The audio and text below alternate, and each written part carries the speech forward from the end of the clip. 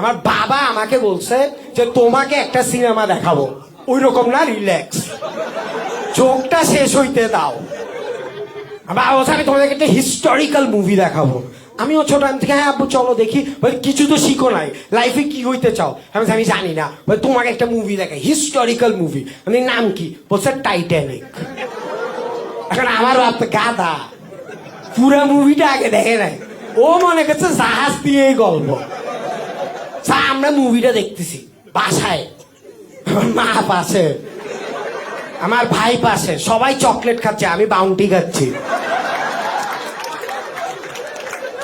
Cinema চলতেছে চলতেছে, হঠাৎ করে আসছে তোমাকে আমি আঁকি, বুঝছো তো?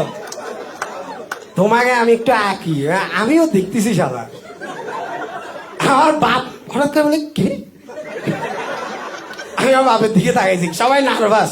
কারণ ওই সময় যখন মুভি দেখতেছো, রিমোট কন্ট্রোল কি বলে জানো? আমি কাজ করবো না, আজকে কাজ করবো না, তোমরা ধরা খাইছো। তো আমার বাপ বলছি কি রে, এই কি অবস্থা?